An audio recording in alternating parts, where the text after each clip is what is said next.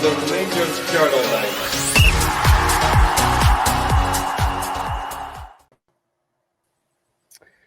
Good evening, ladies and gentlemen. Welcome back to the Rangers Journal, bringing you the very best in Rangers fan media. It is Wednesday, the 8th of October, and I have got four fine gentlemen from the Rangers family joining me tonight to discuss the managerial merry-go-round at Ibrox as we discuss who might be taking the hot seat next. So just to introduce you to them all, some familiar, and we've got two debutants. So we'll come to yourself, Doug. First of all, you've had a couple of busy weeks on the podcast and content. How are you doing? Yeah, not too bad. It's been non-stop for the last few while. Lots of news, lots of things happening, and of course, the most exciting news on Sunday that we'd all been waiting for. So. Yes, absolutely. Relief, I think, is the word we'd probably use. Mitch, joining us. How you doing, sir? All the better for seeing my favourite Islander. Probably the only Islander you know, but I'll take it. I'll take it. I know three. And we've got two debutants tonight, so we'll look after you boys. Craig, how are you doing? First of all, welcome to the channel. I'm good, Colin. I hope everyone's doing well. I'm excited to be here. I'm looking forward to maybe getting used to this. Maybe hopefully becoming a regular. Good man. You're sounding good anyway. Good to get you. That you got your laptop sorted and your mic sorted. Stuart, welcome to you as well. Delighted to have you on board. How are you doing? Yeah, I'm good, Colin. Yep, cheers. Looking forward to getting going tonight and talking about the next possible manager. Excellent. Yeah, so let's get into it then. So just for the guys in the chat, obviously want to hear your thoughts throughout the pod. Obviously let us know in the comments who you think should be the next Rangers manager whilst we're going through the various potential candidates. Before we get stuck into names, I want to ask the four of you, just in general terms, what you think the biggest trait that Rangers should be looking for in the next manager. I'll come to you first, Doug. You know, are we talking about tactical nous? Are we talking about man management? Just sheer raw presence or something else? You know, what's your take on it, Doug? What's the biggest trait Rangers should be looking for in the new manager?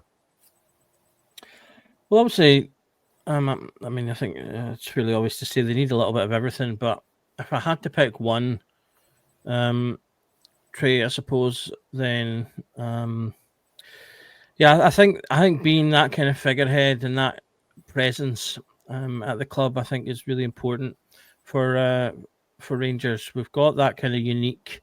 I'm seeing in the comment, comments there. Keeping Tab as captain is Doug's only attribute. That's true, but maybe not the most important. That kind of aura, that kind of figurehead, I think, is a big thing when it comes to being. I think a manager of either side of the city. To be honest, you need to have that ability to shoulder the pressure, not just for yourself as the manager, but I think for the team as well.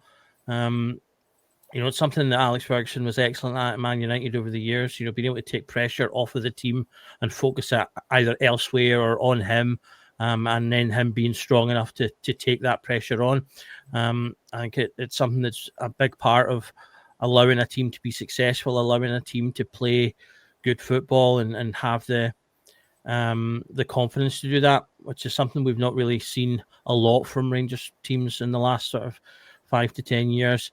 We've talked a lot about mentality and things like that. So I think that's probably the biggest thing, being able to, as I say, shoulder that burden, deal with it, work with it, and while still pushing on and then being able to apply whatever their other traits are, in terms of their tactics and their way of playing and whatever else it is. If they've got that ability to shoulder that pressure and to deal with the whole circus that is the Old Firm and Rangers Football Club, then that will give them the base on which to build everything else. Mitch, would you agree with Doug? To a certain extent, I think the situation that we're in just now requires, we've went from, I can't call Russell Martin an inexperienced manager, but he's an inexperienced top flight manager. It's all very well to have, a couple hundred games under your belt at championship level, but no European experience prior to coming, and the Premier League experience, the less said about the better. Prior to him joining, I think right now as a club, there's a huge disconnect at the moment between the new ownership and us as fans at the moment. And I think probably the wording in the statement that the Pragmarath and Kavanagh came out with and basically said, look, we're sorry, we got it wrong. You'll get away with that once with us, provided that we get this part right. It's fine to say, look, once bitten, twice shy. But I think for me, a leadership, pragmatism, somebody who's going to stand there and be the presence, and that doesn't necessarily have to be Stevie, because until the ink's dry, I leave that open to everybody at the moment. I think it's got to be somebody who is their own man, but not stubborn. But I also think this is a job for a manager who, no disrespect to Russell Martin, who is just that little bit older, who's in their 40s, pushing mid to late 40s, that's been around the block a wee bit, that, when the heat gets turned up in the kitchen, they don't suddenly melt into Loch Lomond. What they actually do is they stand up, they front up, they speak properly and they speak clearly with the view of, don't come out and give us fluff of, after getting turned over by Motherwell, for example, don't come out and give us fluff. Come out and tell us that is not acceptable, and then tell us how you're going to fix it. Don't just turn around and say, look, the performance wasn't great, but the XG told us. The final metric for me is, did we put ball in net? Did we keep ball out net? That is how simple football is. How we get to point A to point B, I don't particularly care, because we've all watched, let's be honest, Walter's one of our most successful managers, but his style of play was at times pretty horrific. We all sat there and watched some grim 1-0 victories. But I tell you what, when we picked up the trophy at the end of the season, we didn't care about those grim 1-0 victories that we picked up, because we won the title at the end of it and accumulated enough points. So I think that's kind of where I'm at, as that's what I'm looking for. And I said it, obviously, with Colin, you've probably been on the pods where I've said it before. That was the profile we should have had in the summer of experience. It didn't have to be a sexy name. It didn't have to be a, let's go and get somebody out there who thinks that, going wild swimming's a great idea. Just go out there and get somebody who for 2 years will come in, stem the ship while we go through the turnover period, a stability manager. Then go and get the dream boy when that stability manager goes elsewhere. Yeah, absolutely. Couldn't agree more. You mentioned there the statement. I'll come to you, Stuart, next, Stuart, for your thoughts on the traits for a Rangers manager. But the point you made there, Mitch, about that statement and the apology and them getting off with it once, I think you're absolutely spot on. They will get a second crack at this from the Rangers fans, but any more failures and that kind of relationship, that buzz that we had, when the takeover first came through, it'll dissipate. So, but it was important that they made that apology and they took accountability, unlike a certain departed manager. Stuart, over to you. Any thoughts? In regards to the statement, I thought it was a good statement, one that I think was probably needed, because you've not really heard much from them at the moment, and they said they would stay out of the way until there's cause for them to come in and speak. And I think, obviously, after the sacking, that it was as good a time as any to come in and speak. And I think their statement was to the point, and it said everything that we needed it to say, really, at the moment. Apologised, first and foremost, for saying they didn't get it right and holding their hands up. I think that's a massive thing, because you could easily have come out and maybe made excuses, a bit like what maybe Martin's done at times after games, not wanting to look at himself and maybe looking at the players or blaming anxiety and things. So they've come out and admitted that they got it wrong, and I think that's obviously a start. Yeah, absolutely. Great point, Stuart. Craig, just come with yourself and any thoughts on the statement and or any thoughts on the traits of what makes a good Rangers manager, or what we need right now? I think the statement was needed. I think once they sacked Russell Martin, considering how poor it had been. They had to. They couldn't just leave it at that. They had to come out and maybe hold their hands up a bit more than. I mean, sacking him kind of shows that they'd lost confidence in him, but to prove to everyone without a doubt that they had they were holding their hands up to say that they got it wrong. I think it was necessary, and I think it was good to be that transparent with fans. So it's something that they're going to look at it, hopefully with a bit more due diligence, because I think if we're going to move into these, what a Rangers manager needs, to me, it's mostly a mentality thing. Like, Rangers is a fairly unique club. There's a lot of clubs in. There's a few clubs in this situation. If you're a bigger club in a smaller league, the expectation to win it blows anything, certainly in England, out the water, because there's just a lot more of a level playing field in England with the top. There's more top teams. There's more teams going in for relegation. So it's a different setup. Scottish football is set up differently, and I don't think they read that properly. I think Marag and the 49ers were looking at it. They were looking at it, maybe trying to mirror what they've done at Leeds, but it's not going to work like that, regardless of how big a club Leeds is. Scottish football is just it's just different. It's set up differently, and Rangers is in a position where, because you have better facilities, you've got bigger fans, you've got more money than 10 of the other 11 clubs. You have to win every week. It's expected of you. And I don't think that's something that they realised at first. I don't think it's something that Russell Martin ever realised. And that's one of the many reasons why he was so poor. And I think if they can get it right this time, which we all have to sit and hope that they do, I think they can still salvage this season, because they got rid of him early enough that you've played 7 league games, there's 31 left. You've got plenty of time if you get the right man in, but it's about being really careful in picking who that will be.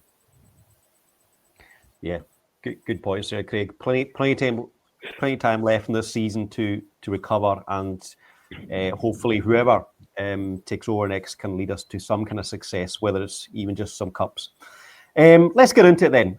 Doug, you've got a slide on Kevin Muscat. So maybe whilst you're doing that, I'll ask Mitch first of all for his thoughts on Kevin Muscat. Mitch, obviously Kevin Muscat's been mentioned a couple of times. I think possibly when we got Giovanni Ambronkos, he was mentioned. He was obviously in the conversation when Clement was appointed as manager. Are we at the stage now where, with 2 different boards having overlooked him, are we at the point where, is there something about Muscat that they just don't like? Is there a pattern there? What do you make of it? I think, for me personally, when it comes to Muscat, I think the ship's sailed. I think when you get as close to the job as he did first time round, and then essentially we're told no, because you're not European enough, essentially. Your CV's not European enough. I think it's quite hard to go back. And I mean, when it comes to the Muscat links, I think he's a name that, for at least the next 3 years, anytime we're ever going to change manager, because hopefully whoever comes in next, they're only leaving off their own accord because another club's paying to take them. But I think he'll be the easiest name for people and media to link to us because of how close he got before.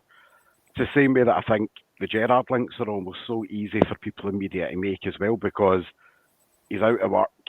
Muscat's coming to the end of his current contract there as well, out in Shanghai.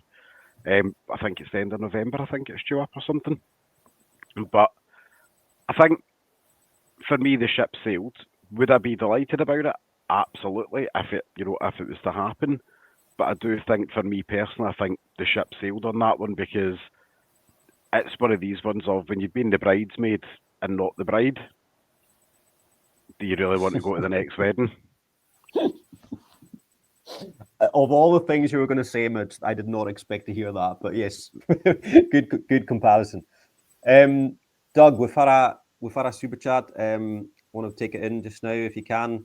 I think it was Martin who asked the question about Thelwell. So I'll come to you, Doug, on this one. Martin, thanks very much. Really appreciate it. Thanks for supporting the channel.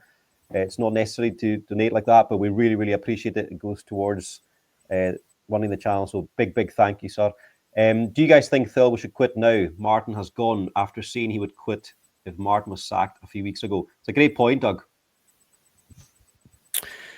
Yeah, obviously a lot of people, I think, have obviously had a lot of criticisms of him after his manager appointment. I mean, I'm generally someone that believes in second chances, so he's got the opportunity to right his wrong. The assumption is that Martin talked a good game coming into things, and that's fair enough. He's not the first person in the world who'll have talked a good game in an interview and then turned out to actually not be any good at the job they've said that they could do. He also, I mean, the optics doesn't fall for him very well with him appointing his son either. I know a lot of people are upset by that. I'm not that bothered about that as long as his son's good at his job. That's the only thing that I really care about. But it certainly didn't make for good optics in terms of the timing as well.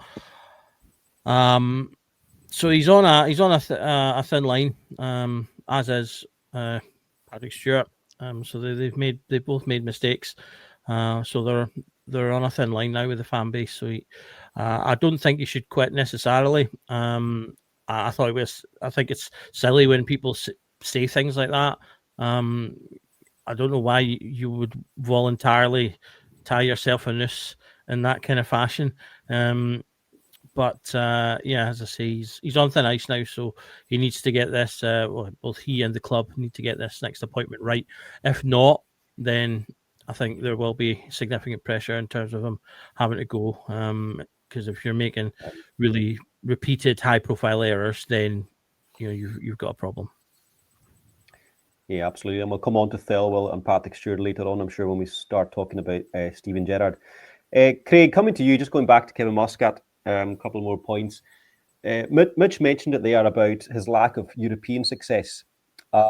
So my question was going to be, how much weight should we give to success in Japan and Australia? Obviously, it's a very different kind of culture, area, football-wise, and experience. We saw Postecoglou come across and obviously hit the ground running, but that doesn't necessarily mean that Muscat would. Where are you at with Muscat, Craig? I like him. He is someone who I enjoy. I've watched a few of his games. It's not so much the Japanese stuff, but the Australian stuff. When he was at Melbourne. I thought his play was quite strong. I thought it was strong. I thought it was good defensively. I particularly like the 2 sixes. I think it's something that Rangers should take advantage of more often when we're playing Old Firm games, big European games, just for that defensive structure. I think he can play very good. I've just seen the comment here. Very play aggressive attacking football. I completely agree with that. And in the end, winning trophies is winning trophies. It doesn't matter what country it's in. It doesn't matter what level it's at.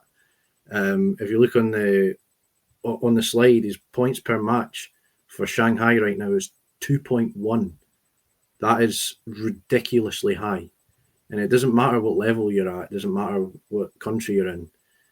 If you win games, you win games. The rules are the same. So I don't know how it would go contract-wise, because as you say, I think you're right. With it being either late November or early December, it's at the end of their season anyway. And I know that they're currently top of the league with a few games left, a tight title race. and I believe they're also in the Champions League, the Asian Champions League, still. So I can't imagine it will be something that will be easy to do. But no, I like him. I don't see the lack of European experience being an issue. Yeah, absolutely. Some interesting points there. I haven't seen much of his football or his teams, I have to be honest. I've seen Curry in the chat saying that Kevin Muscat would actually be his choice. That he'd be quite happy with Steven Gerrard, but that Muscat would be his choice. So it's interesting. So obviously Kevin Muscat still has quite a bit of support within the Rangers support. So that's interesting. Coming to you, Stuart. Obviously, we remember Muscat as a player, and I think he's taken this kind of style into his management. He's quite aggressive, intense, and I think his methods, from what I gather, are quite modern. But does that suit Rangers, or does it risk, more chaos? I think it could suit Rangers, but you never really know until you're actually in the job how a manager's going to do. So you can obviously sit here and give your opinion about how you think he's going to do, but even if Jose Mourinho comes in, you know what I mean, someone like that, you still wouldn't know how they're going to do until they get the job.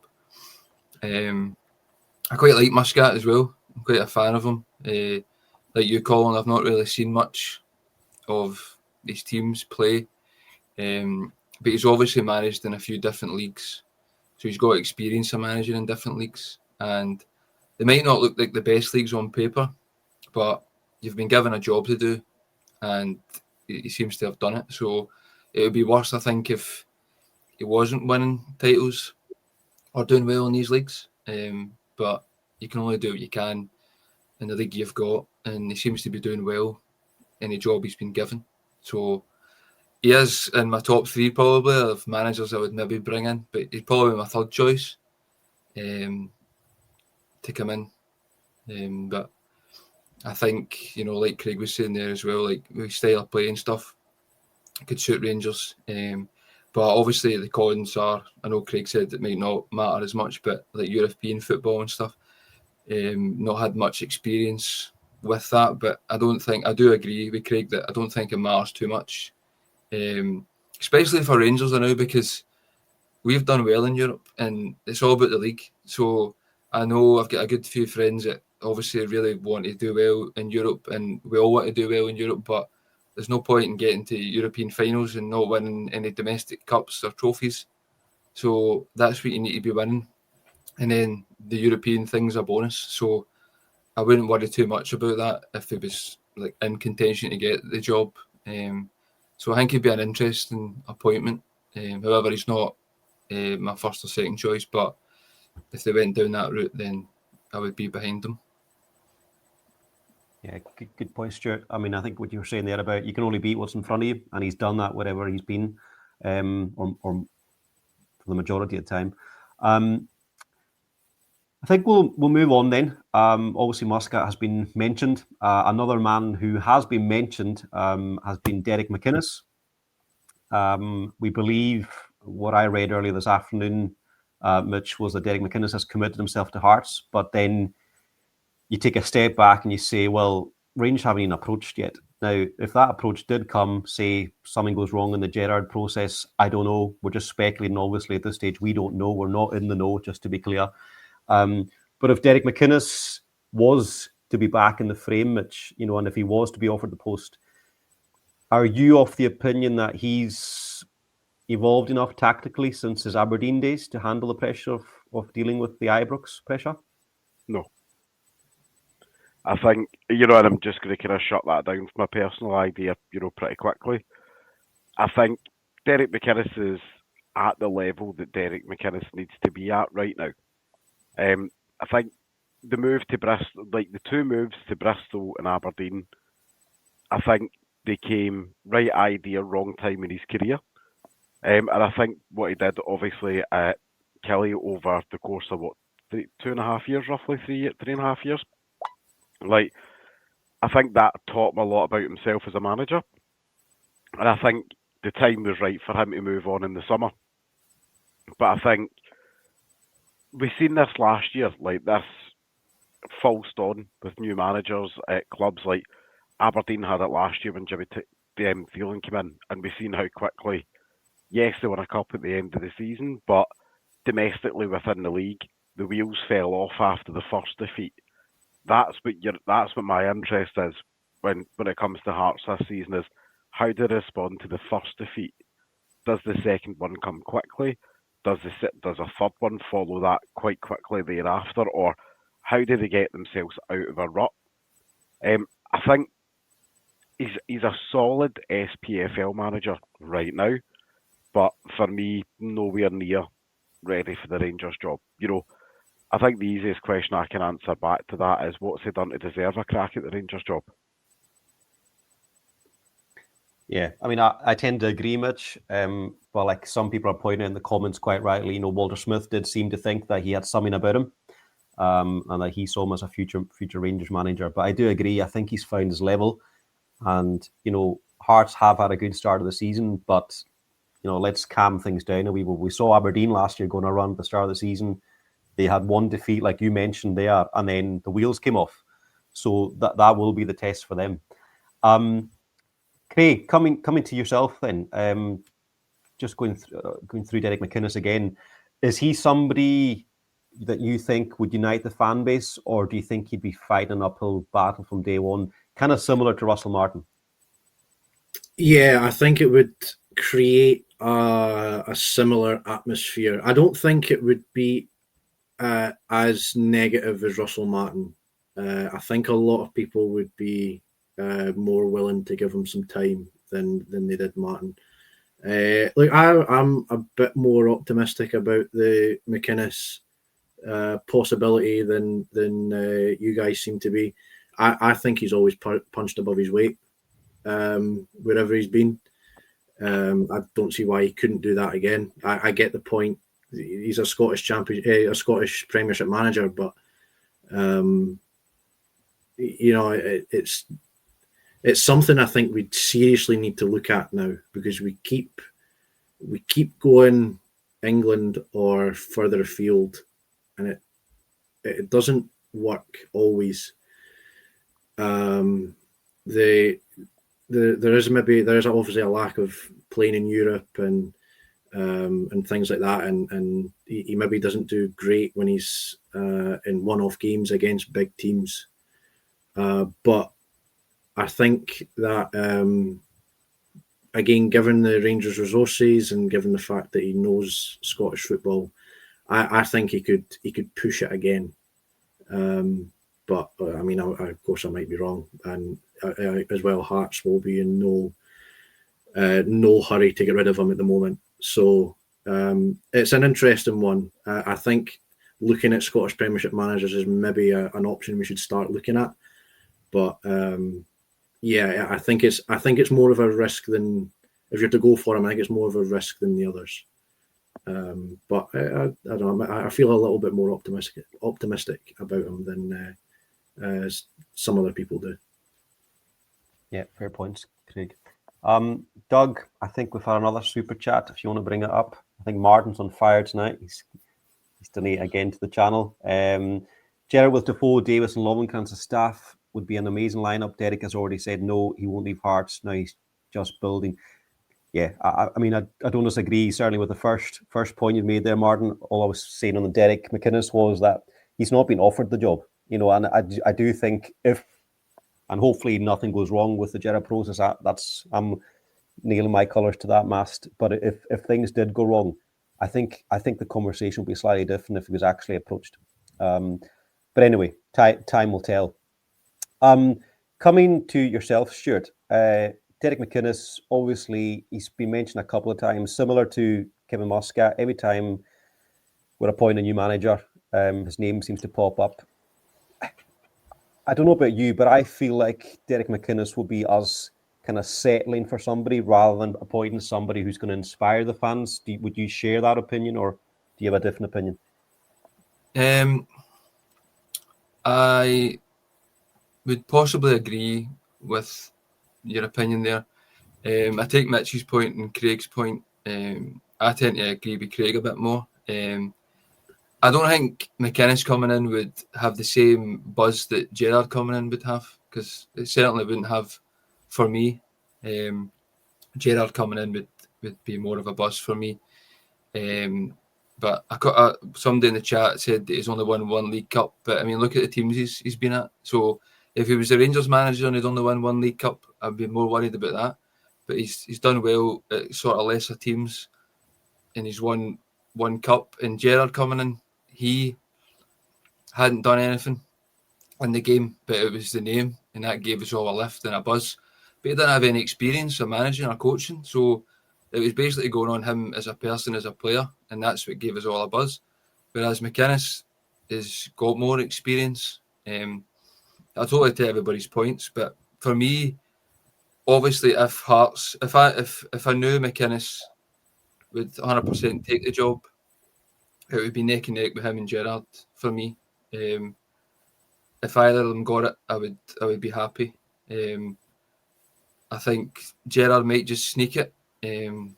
But again, I think McInnes has been in the Scottish game for long enough, and he's done well with the clubs that he's had. And I do think, I think he was endorsed by like Walter Smith before as well, and he came from Dundee United. Alex McLeish came for Hibs, and we seem to give managers a chance in other leagues. And obviously, Clement came in, won some titles. Van Bronckhorst done well, came in. Didn't work though. It never worked. So we've taken chances in these guys. So McInnes for me should be in with a shout. I would have got him in a good number of years ago, and I know he turned the job down, and that kind of angers a lot of fans. But not for me, it doesn't, because you don't know what's going on behind the scenes. You don't know if it was right with the board and everything else. So we just as fans go, I should take the job, doesn't matter. And I don't agree with that. I think you're a person as well, and you've got to think about things behind the scenes as well. I don't know the ins and outs of it all, but I have no issue when he rejected Rangers at the time when he did. And I still think he should be in with a good shout. But it's all down to, if they're not even speaking to him yet, then to me it looks like Gerrard's like the favourite again. And if I was McInnes and they've just went for Gerrard and not wanted to speak to me either, you would maybe feel a bit like, well, why not? So that's kind of my take on it. I do think it would be a good appointment. So I know a lot of people don't, but that's just my opinion, my view on it. And I think we've taken a chance on a lot of other managers, and we should take a chance on somebody that's actually managed in the league. I don't know how we would do managing Rangers, but I think it would get us a lot more organised and be able to defend. But again, you're playing at a club who there's not as much pressure. So how would he do at a club like Rangers? He's obviously played for the club, so he knows the standards and the demands, but it's totally different being a manager. Yeah, absolutely. And who knows, if not this time, like you say, maybe further down the line, he might get the opportunity. Scotty posted a comment there, and I've just checked. Fabrizio Romano's just posted about 5 minutes ago to say Steven Gerrard's return to Rangers closer than ever, with talks advancing and set to continue this week. Positive initial discussions in the last 24 hours, and Rangers hierarchy is set to meet with Gerrard to discuss further details. So, obviously there is movement. We knew that anyway from breaking stories earlier this afternoon. They're due to meet Gerrard in London tomorrow, I believe. We'll get to Gerrard. We're going to go through the process, Doug, so we might as well we've got one other manager to talk about. That's Danny Roll. We'll quickly gloss over Danny Roll and then speak about Gerrard. Could I quickly touch on Derek McInnes? Yes, yep, absolutely. Yeah, I just wanted to, on the back of what Stuart said, we're comparing him to McLeish.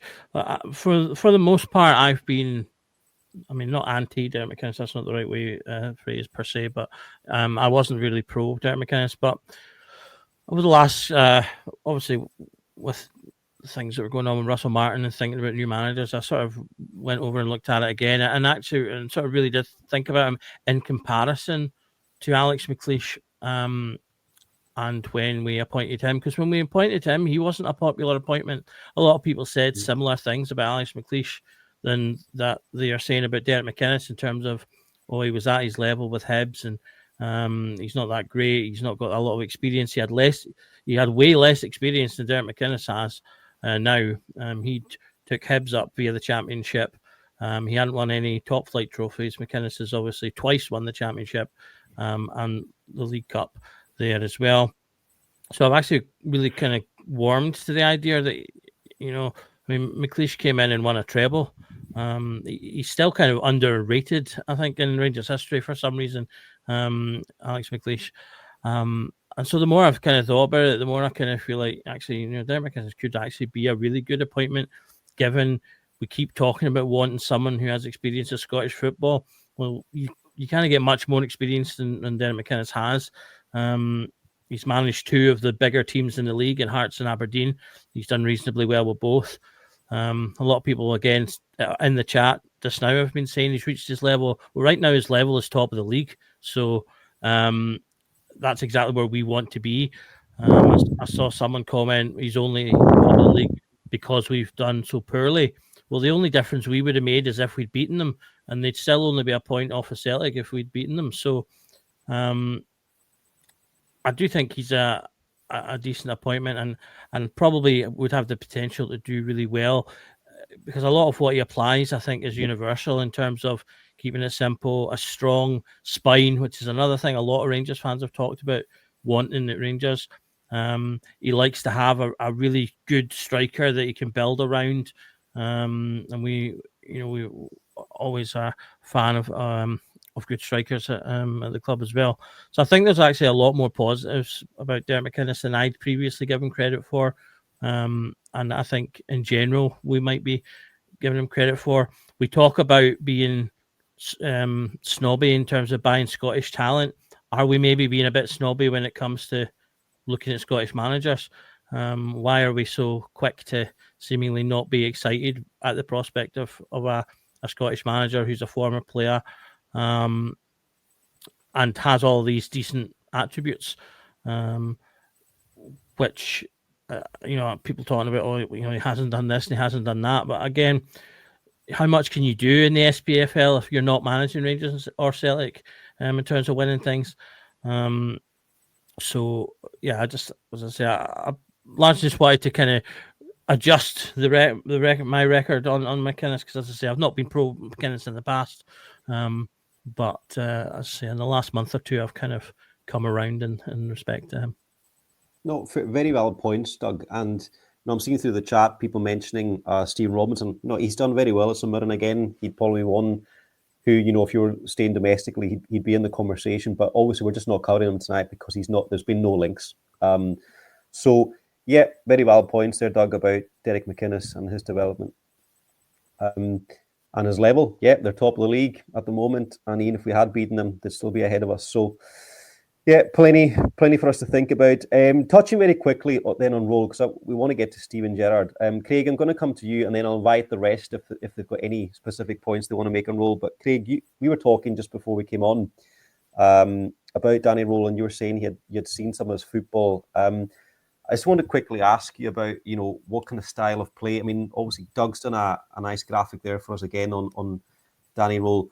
He's obviously managed Jerry Gassama, so that would be a plus point for him. But maybe just give us a wee summary about his style of play and the main points of his coaching so far.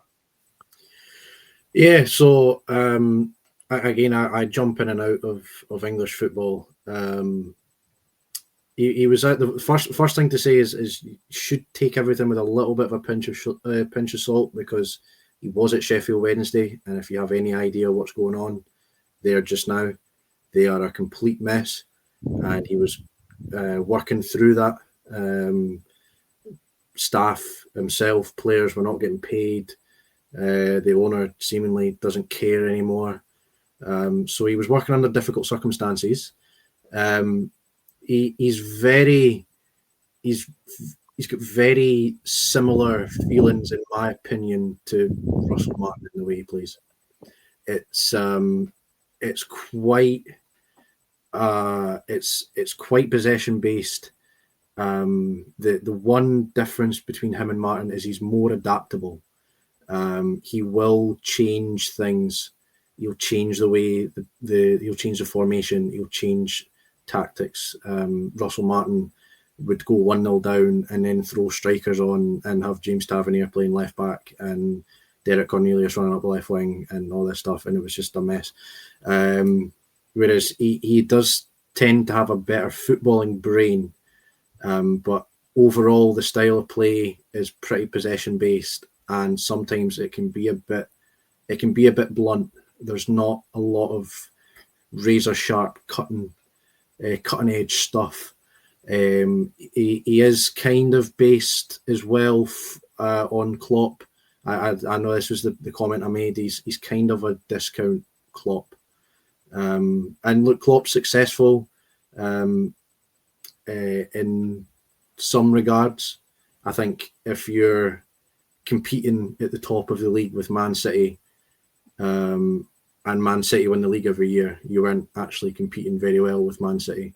That was the one criticism of Klopp. I always felt he didn't win enough. And Danny Roll coming from Leipzig and coming from Germany, it's that sort of, again, that style of play. It's a bit erratic. It's like possession based. But the one thing that Klopp's teams had was that cutting edge to cut teams apart. And Danny Roll, to me, didn't really have that. But again, take everything with a bit of a pinch of salt, because Sheffield Wednesday are a complete mess and have been for a while. Well, appreciate that, Craig, because I didn't know much about him, so really good to hear your insight on Danny Roll there. Mitch, based on what Craig has said there, then, to me, that sounds like we'll be heading down another project manager, philosophy manager, championship manager. Doesn't sound great to me. I'll be honest, I like Danny Roll. Okay. I know it's a bit of shock to be against the grain, not like me at all. Not like you at all. I'm about to say, though, I watched quite a bit of, the Sheffield Wednesday games on Sky and stuff like when they were on. And, I'm about to say, the work that he done at Wednesday, I think, is really, really underrated. He took a team that is probably one of the biggest basket cases in English football right now. Again, with owners not paying bills, not paying wages. He worked without a wage for the final couple of months of the season to make sure that the team made it to the end of the season. He had a team full of, I can only really describe it as ragtags and misfits in there, that on paper should have went down in the championship, and he pulled them up to relative mid-table. And I mean, genuinely, that squad of players that he had was probably akin to a top-end League One team. And that's probably been mildly generous. The shining lights were obviously like Gassama, and he had a fit and firing Josh Windass in the team. And when we're talking about, Josh Windass being the saving grace of your championship team, it tells you kind of just how well that he actually did down there, because we've all witnessed Windass firsthand up here. His style of plays is quite exciting. It is, in a way, it's not just messing about with the ball for the sake of messing about with it. It is, you have the ball, you pass, you move, you pass, you move, you take a man with you when you go on a run.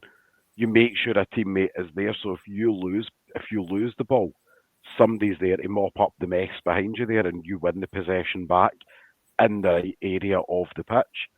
It's quite energetic. Do I think it could work up here? Absolutely. Would I like to maybe revisit Danny Roll in 2 years' time? Probably. But if he came in tomorrow, I think I would be one of the few ones that would be quite excited by him. Yeah, the last point was going to be my next question to you. Is it just a case of maybe wrong time? So it sounds like he's another one who'll probably be suggested, in the coming seasons. Hopefully not too soon. Hopefully we won't be looking for another manager too soon. Hopefully it'll be. Fingers crossed. I know, yeah. We need a bit of stability. Unless anybody else has got any points to be made on Danny Roll. Nobody got anything else to say on Danny Roll? No. We'll get on to the main man himself then. So I'll maybe just summarise what we know at this stage. So talks are to take place in London tomorrow between Rangers and Steven Gerrard. When I say between Rangers and Steven Gerrard, we're led to believe that it's between Parag Manati and Andrew Kavanagh. I think they've left Dumb and Dumber, hopefully up in Glasgow. They can't be trusted to run a bath. I think we'd all agree with that. So that to me is quite a positive. I think Steinson's involved as well.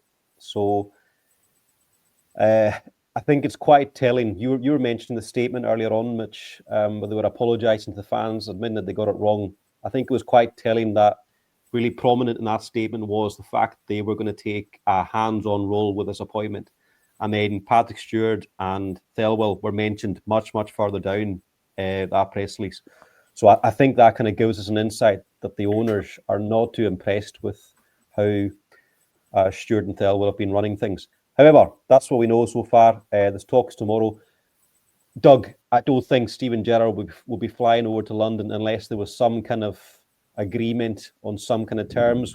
That will be my thought. Do you agree with that, or do you think there's maybe quite a bit of work still to be done on this deal? Yeah, I mean, all signs seem to be pointing in this direction at the moment. He's obviously talked about having unfinished business, which you could take as a potential needle towards Rangers. Although I do think he probably does mean it in the general sense, because he is someone that had lofty ambitions for his career as a manager, and he's obviously not really hit the heights I think he probably would have wanted to. He does have aspects about his first stint that he can improve on. So obviously his cup record here was poor in his first stint. I did see someone in the comments saying that they didn't think the cups matter. I disagree. I mean, if you're going to win trophies and win the league, cups can be a big help towards that in terms of building confidence within the team, building a winning mentality, and just giving players that taste of success to help drive them towards more. That's why I think the League Cup can be such an important trophy, because you can win it so early on before Christmas. It can be a really good foundation to build a winning team on if you can get that trophy through the door. And obviously, if we want to win doubles and trebles again, cups are a requirement for that as well. So he's got that aspect I think he can improve on. I think it'll be really interesting. There's been some talk in the chat about who his team around him is going to be. I think one thing that Gerrard has that I find is a really positive point, and potentially actually the most positive point about him, is his self-awareness and his emotional intelligence. Although the latter can waver slightly. He knows that he's not an experienced manager. He knows that he's not the best manager, and therefore he knows that he needs people around him to fill the gaps in his skill sets. And he specifically said that in the recent Rio Ferdinand interview. He specifically touched on that point and said that he felt that he had that to a T when he was at Rangers, which I think is probably true. He surrounded himself in his first stint with people that had a lot of experience in terms of like Gary McAllister's, obviously a lot of experience both as a player and a coach. Michael Beale, obviously, who was a very experienced coach and an up-and-coming, exciting coach at the time. And the rest of the team that he had. I think it'll be interesting to see what team he does bring. It kind of feels like Gary Mack might be a shoe-in. There was obviously that recent video of him where he didn't seem... he didn't shut it down in any way, the idea of coming back. So I think he's probably a decent shout to return. Jermaine Defoe is making constant noise right now about how much he would love to come back to Rangers. So I think he could be a potential guy as well. But I think the real thing for me, the one that's really interesting, is who would be, quote unquote, the Beale of the crew. It feels kind of unlikely that Beale would come back. Just because obviously he's taken that step to become a manager himself, and I would assume he'd want to try and continue to do that. I personally don't really have an issue with him coming back, and obviously it's a slight contentious issue. A lot of people sort of refer to him as a con man and things like that. I don't think he was a con man. He was just more of a sort of a used car salesman type, and he just ultimately wasn't good at the main man job at the end of the day. So I don't really have a problem with him coming back in terms of being a coach, if that's going to help, obviously, Gerrard in his position. But there has been talk of other names as well. There's been a couple of names mentioned in the comments. So I think that will be the real interesting one, as to who comes in to be the assistant and the one that's maybe going to do that like technical side of things. Gerrard's obviously a positive figure. I think he will unite the majority of the fan base. He will get time because of what he's done before. It'll give the board a little bit of a caveat. I said to you sort of before we came on, I feel that Gerrard's kind of the popularist pick, whereas I feel like Danny Rowe is the one that might actually be the one the board might actually favour. So if they do appoint him, he'll get time, he'll be popular, but he will need to do better than he did last time overall if he wants to push things forward. But there's every chance that he can do that. Yeah, absolutely. Before we delve a bit further into Steven Gerrard, big thank you to Martin again. Definitely man of the match tonight, Martin, in the chat, gifting of 5 memberships. Thank you very much, pal. Really appreciate it. For those of you in the comments watching, we really appreciate your support. Please do consider subscribing and liking the video. It helps the algorithm. Like you can see on the scroll at the bottom there, it helps the channel out. Big thank you to you all for supporting us. Stuart, I'm going to come to you next. I asked Doug to do a slide on Gerrard's last transfer window. So I think we would all agree that the vast majority of Rangers fans now, there's a huge momentum behind Gerrard. There's probably still a fraction of the support who are still annoyed at how he left and went off to Aston Villa, took the whole coaching staff with him. And that will probably forever be aimed at him. There were circumstances around that, though, and I think that transfer window kind of makes it quite clear.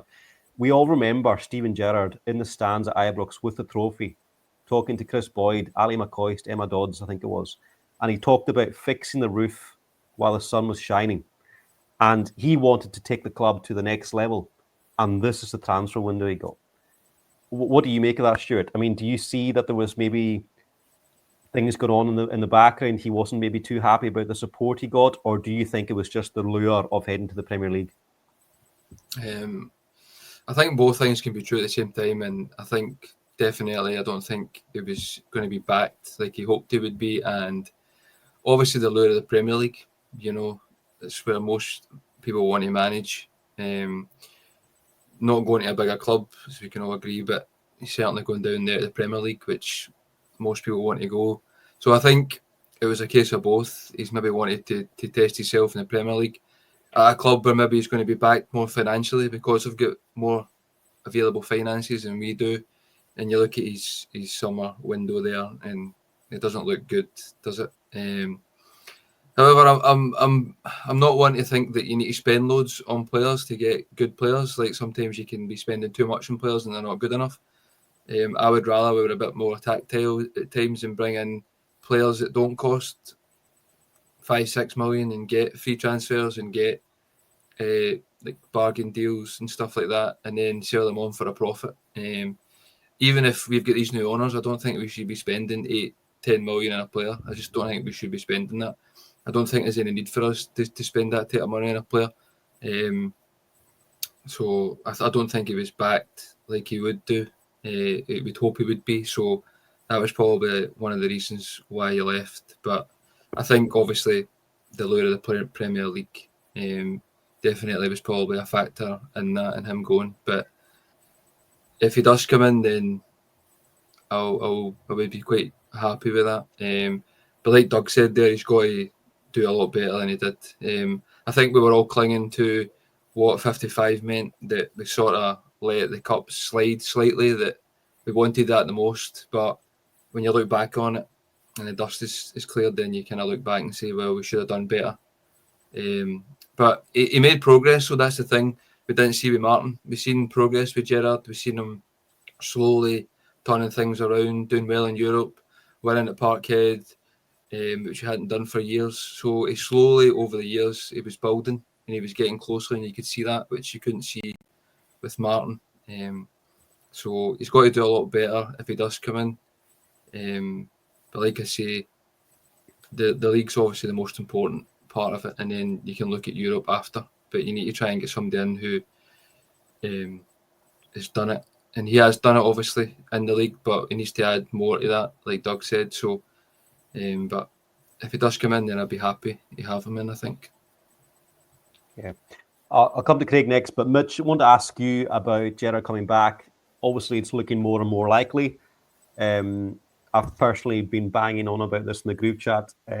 People probably getting sick of me for weeks saying that, if Martin's to go, Gerrard's the man.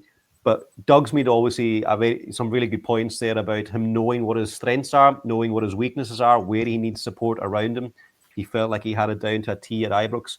Do you think that he could adapt to the squad that he would inherit if he came back, or do you think we're going to have to look at another kind of rebuild in January and next summer? I'll be honest with you, probably not. If you look at the core of our squad, now obviously with every transfer window there's going to be hits and there's going to be misses, but I think overall we have a core group of really talented players. But since August, they've not really known what they were being asked to do. And I've said that, I banged that drum, umpteen times, where I'm like, we have a nice blend in the team of talented, athletic and hungry young players, as well as seasoned veterans to obviously help them get, kind of fine-tune those talents there as well.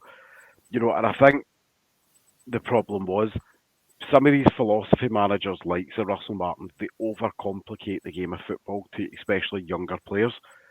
And I think when you overcomplicate it for them, you hinder their development, which hinders their future sell-on value at the same time. So I think when Stevie looks at it, when you look at the back line, yes, we're a left back short, we all know it. But it's the fart in the room, we can all smell it. We all know we're a left back short. But we've got 4 solid centre backs, 5 if you include Enciala. We've got 2 more than capable right backs. Don't worry, dog, I've got you. And then you look in the middle and you go, we've got a Belgium international, we've got a Norwegian international, we've got Leo Cameron, who knows the team, knows the league domestically inside out. We've got Diamande, again, another seasoned international. On the wings, we've got Ant-Man, another international. We've got Gassama, we've got Curtis, we've got 2 exciting young wingers. We've got Moore, who, right now, I reckon Moore's, I'm not going to write him off as a player yet, because I think at 18 years old, and he's not even had his first shave footballing wise yet, when you've had a manager who's essentially, I really called him something there, but I'd get shouted at from Scotty, so I won't.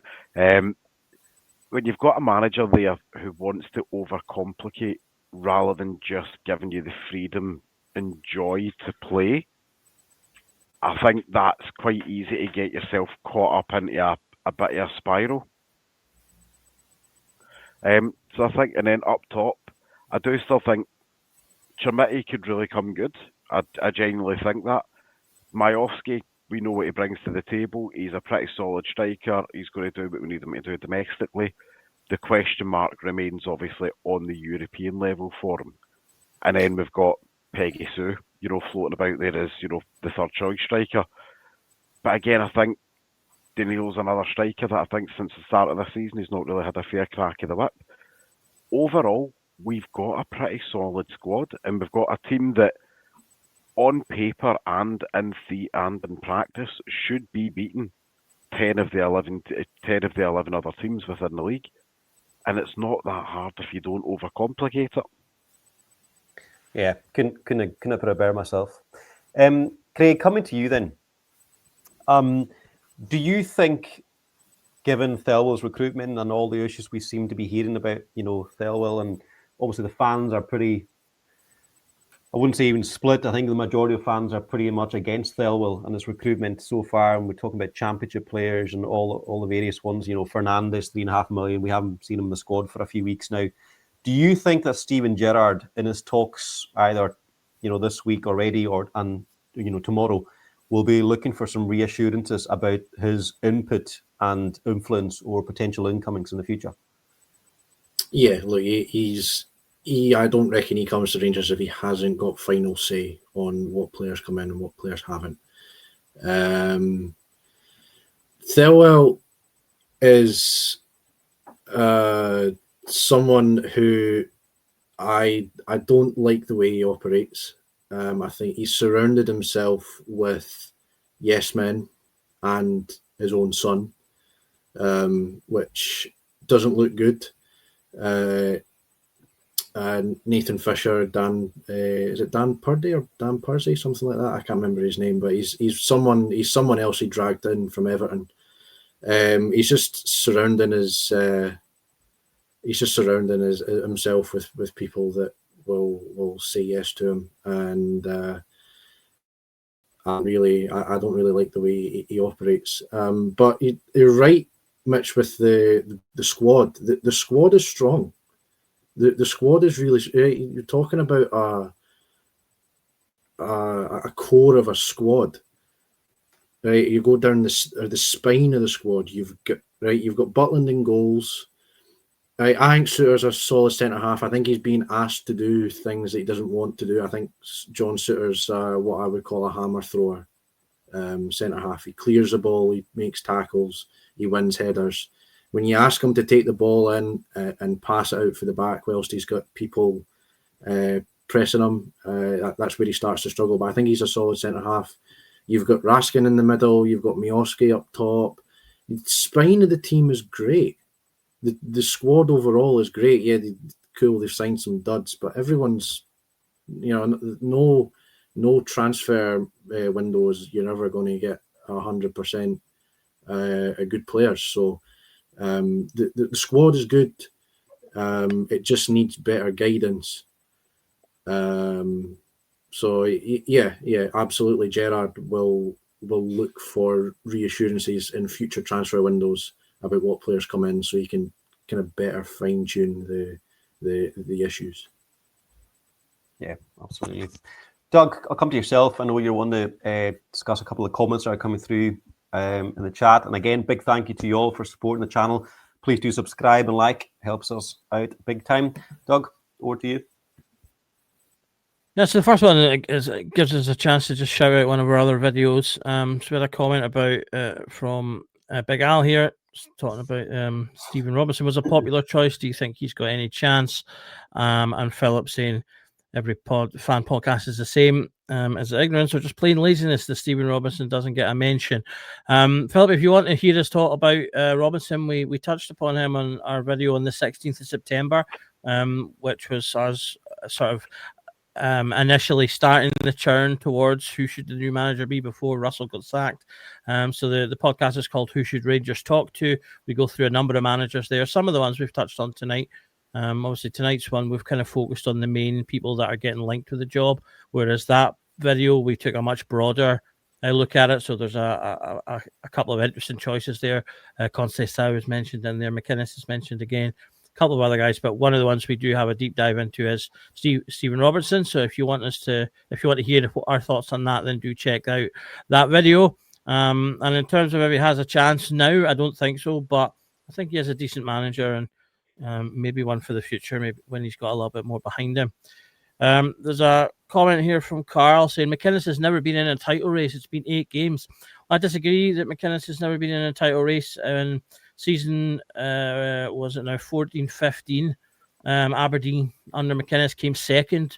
They finished only 8 points behind Celtic and took it down to the last 3 matches. When was the last time we took Celtic to the last 3 matches of the season? So I just had to disagree with you on that point. And then Stephen said, if you turn down Rangers once, then you don't get another chance. Obviously, that will be in reference to McInnes as well. Before Walter came back, he actually turned down our initial approach when he was Scotland manager, because he said, he was obviously tied to the Scotland job and he had stuff to do there. And it was only when we went back and really kind of pushed him that he then sort of went, right, okay, and sort of acquiesced to the call, if you like. So I'd be wary about taking that kind of approach as well, just because even the biggest of names have had to think about it before making the decision. Sometimes it's just not right timing. And from what I gather as well, Walter was also partly responsible for McInnes turning down that job at the time, because Walter said Rangers were a mess at the time, which was not wrong. So we need to be wary of cutting our nose off to spite our face, I think, and those types of things. So those were the main ones I wanted to just touch upon before we finished. No, appreciate that. Doug, I wonder if you could put a poll in the chat just so we can see what the general consensus is, and I'll come to the four of you yourselves as well, just to give your final thoughts before we wrap up. Mitch, I'll come to you first. It's Gerrard, isn't it? As a, until there's a scarf above the head, I'm believing it absolutely nothing, because we have been down this well-travelled road before. Look at even in the summer where all signs of, in the latter days were pointing towards Ancelotti, and then out of the blue, the three-legged donkey from Blackpool appeared. So all I'm going to say is until I see a scarf above a head, I keep an open mind. Quite right. Before I come to you, Stuart, for your thoughts, just a wee shout out to the boss, the gaffer, Scott. Hope you're enjoying your well-earned time off and that you're visiting our friends in Bluebells at least once or twice during your holiday. Stuart, final thoughts. Thanks for joining us on your debut. Spoke really well. Really enjoyed listening to your thoughts. Final wrap-up from yourself? Yeah, been good to be on for my first live pod. Wasn't as bad as I thought it was going to be. And I've really enjoyed it. Final thoughts: McInnes or Gerrard, neck and neck. I'd love for McInnes to come in and get it and prove people wrong. And if he didn't, then I would hold my hands up and say fine. But I would like him to get a chance if he's given it, if they choose him to get it, because I think he would be a good appointment. But I don't know. Just slightly, maybe Gerrard. I don't know. It's neck and neck, but because Gerrard's been and he's won it, maybe slightly favour him, but I wouldn't be opposed to either of the two of them. I think they're the top two. Yep. Craig, I think we've all kind of probably just felt that kind of sense of relief, like we were talking about at the start of this pod. The fact that Russell Martin's away, I think that's just been such a huge weight lifted off our shoulders, because we just knew it wasn't going anywhere. To me, whoever comes in is going to be an upgrade, but obviously we've all got our opinions. That's what we're here to share. Your own final thoughts, and again, well done on your debut. Excellent hearing your thoughts. Cheers for that, mate. I think it probably just edging Gerrard for the reason that he's won the league before. He's been at the club as a manager before, and he's available. You look at. I think if they're all available, I think they're. I would chance Muscat, but I just. You've got to wait till his contract ends, or you've got to pay the Shanghai a hell of a lot of money, because they're not going to let him go very easily with the situation they're in there, with the trophies they stand to win. So, given the situations, Gerrard, I would be with. I would be happy with someone like McInnes or Robinson as well. So I think going back and looking at the Scottish League and managers in the Scottish League would be a good idea. But as of right now, you need that lift. You need the sort of the fans to get that lift and kind of get belief back. So all in all, Gerrard is underlying the best one for me. Good man, Craig. Thanks very much for your thoughts. And finally, coming to you, Doug. I don't know if you managed to do the poll. You can maybe cover that in your own wrap-up. Yep. It's sitting at... let me click on it here. So, yep. The unchallenged almost. Winner of the poll was Steven Gerrard. He's currently sitting at 69% from 55 votes. That's favourite number. Exactly. My favourite number is 2, because that's Tab's number, obviously. Derek McInnes at 17% in second. Kevin Muscat is third at 14. And poor Danny Rowe has got 0 votes, 0%. So, so the overwhelming favourite is Steven Gerrard. And I'll snip the poll there with that. In terms of myself, I mean, I think all four of the guys we've talked about tonight have all got their qualities, and I think they could all offer something to Rangers should they be appointed. As I said, in recent weeks, I've been kind of really coming around to Derek McInnes, so I think I would probably put him as my number one choice. Though I would be fairly happy with Steven Gerrard's return as well. I do think he's got the drive to want to improve and add to the legacy he already has. And oddly enough, as much as our squad was supposedly built for Russell Martin, I actually think a lot of the players we have now would suit Steven Gerrard as well. If you kind of think, I think you can kind of make little pairs all over the place in terms of, like, Gassama is very Kent-like in terms of driving at teams and scaring defences. Something Gerrard didn't really have was a really top winger on the opposite side, and we've got Ant-Man there. You've got kind of Raskin as the sort of the Lundstrom or the Kamara. You've got Rothwell, who's kind of the Steve Davis maybe, although not quite to the same quality, unfortunately. You've got Tavernier, who's quite like Tavernier. So I think there's quite a lot in that he would be able to work with. I think he'd work well with Jack Butland as well. So those are my top two, I would say, out of the three. Rowe, I think, is maybe just a little bit too inexperienced right now. I do think he's a good manager, and he would be an interesting choice. I wouldn't be against that, but I'd maybe like him to have at least one other job under his belt. Obviously, one of the issues with Russell Martin was that he hadn't had a lot of top-level experience, and Rowe's kind of the same, although he's worked with Bayern Munich, who obviously is a massive club, but that was as an assistant manager, and that is a different role as Beale came to learn. So I'd probably have him fourth out of the four, and then Muscat in at third. I've not watched a lot of his football, but I do know it's very similar to Postecoglou. He's obviously worked with Postecoglou a lot, so there's mirrors to have there. I'm sure I think he'd be a very exciting appointment, but would he be another one who'd maybe come in, be really exciting, and then catch the eye of down south? I don't know. So yeah, so I would say McInnes is my first choice, but I would be perfectly happy if Steven Gerrard comes back.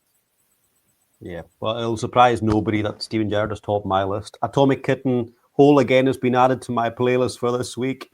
I'm ready to rock. Big thank you to Martin again for the 5. Big thank you to Martin again for the 5 memberships. Been really kind to the challenge tonight, Martin. Big thank you. So all that's left for me to say is thank you to all of those of you who are watching, commenting, subscribing, liking. Really, really appreciate it. To our panel members, on your behalf, thank you to Mitch, Stuart, Craig, and Doug. Always fascinating to hear your thoughts, guys, and really appreciate you taking the time to join us. So, with that being said, we'll see what develops tomorrow and Friday. Hopefully, we'll have a managerial appointment, whoever it might be. I think we've got a pretty good idea. And thank you for joining us. Remember that every night is the Rangers Journal Night.